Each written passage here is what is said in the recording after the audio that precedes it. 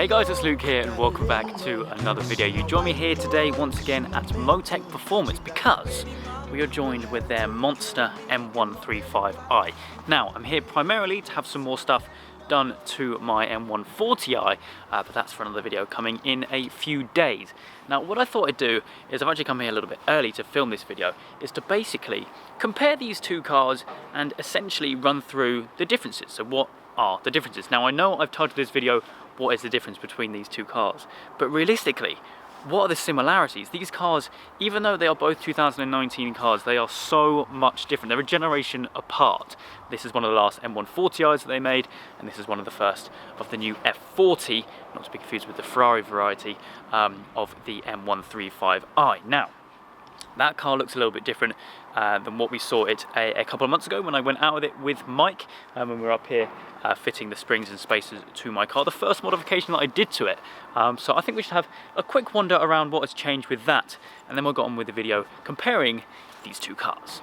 So those of you who are not necessarily lovers of the new M135i, you cannot deny that this thing actually looks pretty cool. Now, this is running the Autosport spec is what I'm going to call it, hence why we're running no front plate, and also some semi-slick tyres, which are not really ideal for the height of winter. So it's not actually being used on the road at the moment, hence why this video is going to be pretty much a static video. But still, let's run through what they have changed with this car. So up front, we've had these painted in gloss black. Now, I think these before were like a champagne colour, along with these parts down here. So it's all been painted gloss black, which, as if I zoom out, makes a huge difference, along with the number plate delete as well. We've also got a Maxton kit on it. So we've got Maxton front splitter, we have the Maxton side skirts, and then coming around to the back, we have the rear diffuser. Now, the Reams exhaust was on when we filmed the last video,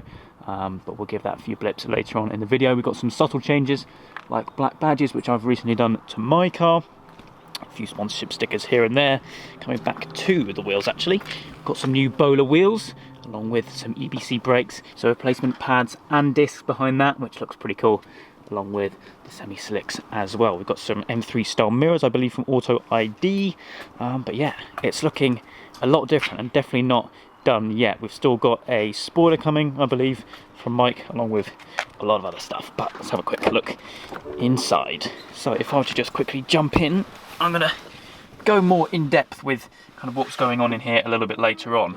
But if you watched the last video with Mike when we went out in the car, I was actually pleasantly surprised with how nice it is in here. These, I believe, are the standard seats, but full Alcantara, a good amount of support on either side of the lot, although maybe could do with a little bit more here, but still pretty nice interior. And as you can imagine, this is kind of the new BMW interior, which is going to roll through, well, their entire range, right from the 1 Series up to the 8 Series. But yeah, that's all very cool.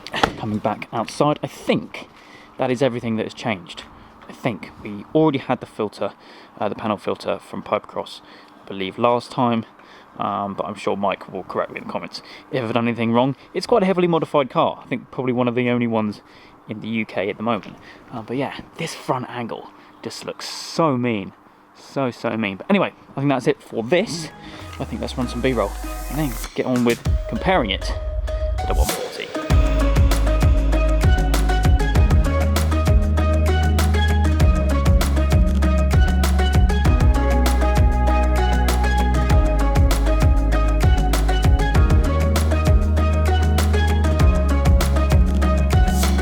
So I think it's probably worth noting that this is by no means running on a point system here, because it would be extremely biased towards the M140i. I mean, it is the range topper and it is the car which I own out of these two. But anyway, we've got the bonnets open because I think that this is probably the talking point, the biggest difference really between the two, and that is, of course, well, the 4-cylinder 2-litre versus the 6-cylinder 3-litre. So let's have a closer look. So both cars then with the bonnets up. This is a good kind of view which I've got here of both the engines. I think we'll start with the M135i.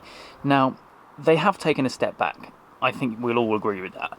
But there is still some pretty good talking points about this engine. This is the most powerful, this is the most torquey 2-litre that BMW have ever made. 450 Newton meters of torque, which is not much more than the 500 in the 140, but still, it is a smaller block, 2 litre, running around 300 horsepower, which is kind of what I have said in the past with the Golf R, especially the kind of hot hatch recipe. A 4-cylinder 2 litre turbo running around 300 horsepower. You can't go wrong.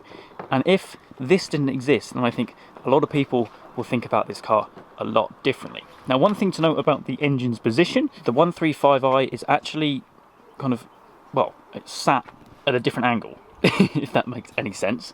So, well, we're kind of linear on this side, but they're actually running that with, yeah, that makes sense, hopefully, anyway. The engine is sat a lot more forward, actually pretty much over the front axle on the 135, but the 140 sat a little bit further back. This one, though, has a very nice strut brace, which I'm not sure, actually, no, that might be standard. It might be standard, of course. Got the Piper Cross panel filter as well. But okay, come on, the 3 litre. Let's give you guys a little bit more info about this. I'm sure everyone who's watching this video already knows, but this is, of course, the B58 that infamously powers the 140i, along with quite a few other cars nowadays, which is all pretty fancy. So we're looking at around 340 horsepower in this, but of course I did dyno it, running around, well, just over 360. We're looking at 500 Newton meters of torque in this beast, and it is, of course, the all-important 3 litre. Both cars, of course, have turbos. I'm not sure if we'll be able to see it anywhere. I don't actually know where the turbo is on this. But anyway, yeah, both cars have turbos. But actually, coming back to the 135i quickly, it is a good looking engine, mate, even though it is a smaller block than the car that sat before it. But still, it looked kind of cool. I'm not sure if these bits are standard. That's definitely not standard, but yeah, that's all standard. So yeah, it's not a bad looking block, and definitely one which people should not be so judgmental about.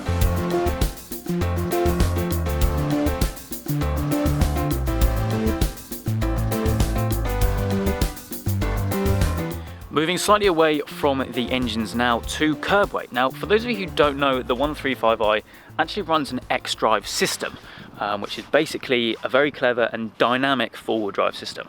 Although it mostly spends its time running front wheels, it can have the option to run, I believe, up to 60% of the power to the rear. However, of course, we all know the 140i is rear-wheel drive, one of the biggest selling points for me when looking to replace my Golf R. However, going back to curb weight, this does mean that this car is actually quite a lot heavier because, of course, it has to house that X-Drive system. I think it's around 80 kilograms different. So this weighs in at a curb weight of around 1,600 kilos, whereas the 140i is around 1,525, I think. So quite a big weight difference. And obviously going with the more power that you get in the 140, I think in that front, there is a big difference. Moving on from that as well, the power to weight ratio between the two cars is actually pretty huge as well. You're looking at around 220 brake horsepower per tonne in the 140i, but just shy of 190 in the 135i. I don't really need to tell you that this car is a lot quicker than that car, but I'm going through all the differences, okay? And there's a lot of them.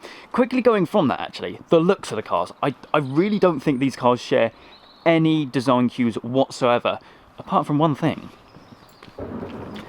that badge. Seriously, I mean, I know, like I said in the intro, both of these cars are 2019 made cars, but they are a generation apart. BMW have taken a step up. Well, some of you may think step up wise, maybe some of you think a step down in the design front. This car, I believe, when modified like this, you take the front plate off, you put the gloss black bits on the front like what Motech have done. This is a more aggressive car.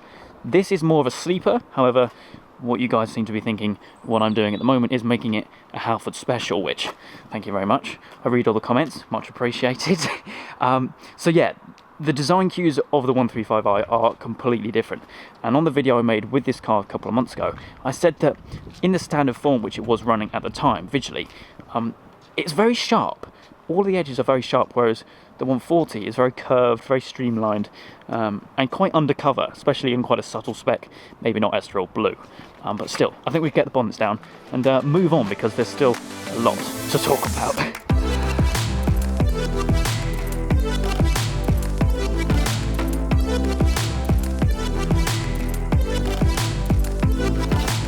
So just moving these cars around in between this video, it's made me realise they actually look really good together. Now, I know some of you will probably prefer the 140 because of the reasons which I've probably already explained in this video. But to see both of them together, it's the first time that I've personally seen both of these together, well, especially part next to each other at least, just to see how different they are. Now, we've gone over briefly the looks. We all know that these cars look completely different and are designed by probably different teams, or at least changed just with how trends are going nowadays. But I think we should head into the interiors of both. Which one fell? I think we're going to go the 135i, because this is, of course, the newer car, the latest generation, and what I think is the better interior. Ooh. Now, in here, we've already been in here earlier on today, at the start of the video actually, but we're just going to close the door. We've got the ignition on already. Now, you'll probably understand this more when I get into the 140 in a minute, but even the inside is just a lot sharper. I think the design cue of this car is a lot sharper, and I don't know, just a lot more points here than there are in the 140. But anyway, completely virtual dashboard, which is, well, very BMW nowadays. It is just the new format which they're using, so the revs and the speed kind of go up like that, and then you of course have the sat nav in the middle. We've got a nice chunky steering wheel, of course, with the paddles on either side. This, unlike the 140, is not a ZF 8-speed, it's just a standard 8-speed semi-automatic. No option for a manual, which I'll get onto in a minute when we go head over there. But yeah, we've got a nice big screen up here. I'm unsure if you can change or spec the size of the screen, because you can get sat-nav and sat-nav Pro on the 140, which we'll get onto a little bit later. But a nice big screen, which is of course controlled by the classic iDrive. Very satisfying clicks. Look, listen to this. See what I mean? Very satisfying, but very easy to use. Got your navigation, everything like that. Let's have a little zoom in, have a little look what we've got going on here. Now, over here, I noticed when I was just flicking through this earlier, you can get weather. Like, what on earth? You can get weather in this car, which is pretty accurate. It's very cold and very cloudy. So good job, you've done that right. But yeah, no. This kind of stuff you'd expect, really, radio, everything like that. I'm unsure if you can get Apple CarPlay, but I know that you can't on the 140 unless you code it in aftermarket. No CD player, which is just a perfect representation of how technology is going nowadays, which is one thing which Mike noticed when we were out in the car previously. I like how the air vents are kind of integrated into this, although the climate control panel, shall we say, is very discreet. Like, you think, well, where is it? And you think, oh, it's just up here. It's very small, isn't it? It's just very compact. So you get a large amount of storage space here. You don't feel like you have a massive center console kind of separating you and your passenger. It's all very open. So you can, yeah, anyway. But see what I mean? Even the door handles, I think I've said this on previous cars before. I think it was the new A1. Even the door handles are very sharp. They're very, I don't know, ergonomically designed. That's a big word for me, isn't it? But anyway, interior on this is like well, it's full Alcantara pretty much, but with the blue suede here and there, the blue patterns, of course, the M colours. But a decent amount of space in there. I'm not sure if my channel is really that informative to go into boot space and everything, but a pleasant interior. I do like it. You still get, you know, the typical BMW plastics, although they're not as bad as the ones you get in the 140. A lot of gloss black, very fingerprint happy and dusty sections, but I like that. You keep them clean and it looks good. But yeah, 135i interior, I think, is a big win. Probably my favourite part of the car, actually. We won't press that button just yet, because we'll head over to the 140. In fact, we'll do that now. And have a little, oh no, bings and bongs. Oh, I'm getting out of the car. I know that I have the door open, but let's hop out of this anyway. Actually quite hard to get out of it with the side skirts on. I don't want to stand on them because they are brand new. Anyway, over to the 140. Very familiar place for me, and I'm sure a lot of people on the channel that watch it. Anyway, but yeah, in here we have the full leather interior. Right, oh, actually it's a lot easier to get into. What I've noticed, I think the seats in the 135i are just a lot more supportive. These are kind of very flat on the bottom. But anyway, see what I mean in here now? It just seems very smooth. There's no sharp edges. Even like the door handle, very smooth. Let's pop the ignition on so we can fire everything into life. We don't have sat-nav Pro, so I have the smaller screen. Now, sat-nav Pro kind of goes up to virtually the same, well, virtually the edge of this. but a very, very different interior along with the exterior of both the cars, really. CD player, we have a CD player in here, even though I don't use it. We've got a USB cord, which then clicks onto my Mega Mount here. The ZF 8-speed, definitely not a DCT, but we do have the option to get a 6-speed manual in the 140, which kind of just accentuates that feeling of this car being more of a driver's car. Golf GTI, heading out. Obviously had some Motech stuff going on there. But yeah, as I'm sure you'll agree, this car is the driver's car.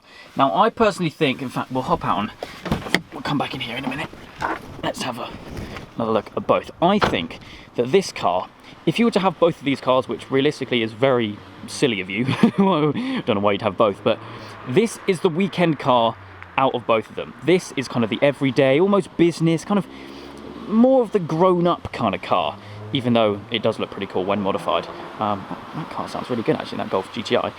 But I think this is the more fun car, this is the more dailyable car, the car which you'd use to go to a business meeting, and this is the car that you use to go to a car show. Anyway, let's hop back into the car. I got pretty distracted there, actually, I do apologise. Interior, pretty straightforward, just solid black interior, full leather, of course. A little look back there as well. Again, I'm still not a very advanced channel to show you about legroom and everything, but I think there is actually less room in the back of here. Anyway, that's my lunch, by the way. But anyway, half analog, half digital dials. I kind of like that. Something closed door that was going to bing at me. Oh no, what's going on? Come back.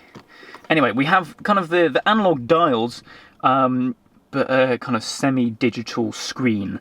I kind of prefer this kind of look to the 135i dials because you get those weird shapes and you don't know what revs you're at, whereas everyone knows how to understand this kind of rev counter. They're such different cars, you know, it's so difficult to sit here and think, oh yeah, no, that button's from the 135i, and oh yeah, that's also in the 140. They're so different. And that's what I kind of like, and that's what people, I think, are not liking, because they've completely changed their aspects of making a car, designing a car. I mean, I don't like change personally, but I have experienced both these cars, and I'm not sure if I'm at the stage where I'd own a 135i, but I certainly don't hate it. But yeah, there we go. I think that's, well, that's everything bar one thing which we need to kind of compare, and that is, of course, the sound. So let's hop out, go to the back, and well, see which one sounds better.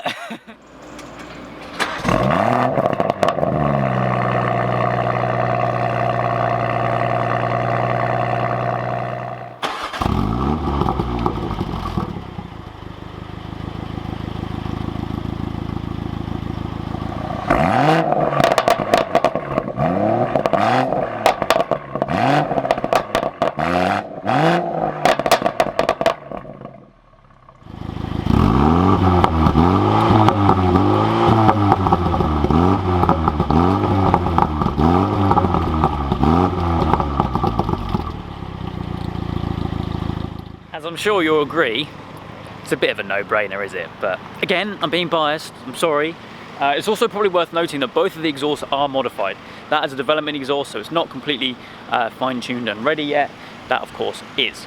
But yeah, a huge thank you to the guys at Motech for letting me steal the car for an hour or two to compare them, because it's something which has not only intrigued you guys, but it's intrigued me as well. I know a lot of people are going to find this, hopefully, interesting, just to get them both together and just to see just how different they are. They're both great cars in their own right, and like I said, the 135i is the car that you use daily, you take to business meetings and look kind of professional. That is a car that you slide around roundabouts at 1:30 in the morning on a Saturday. That's just the way it is, and that's the way that, unfortunately, technology is going. Like that had a GPF filter, like every car nowadays, and because I'm an idiot, I decided to rip it out. But anyway, that's for a whole nother topic. I hope you guys have enjoyed this video. If you have, please do make sure you leave a like, and make sure you subscribe for all the adventures still to come.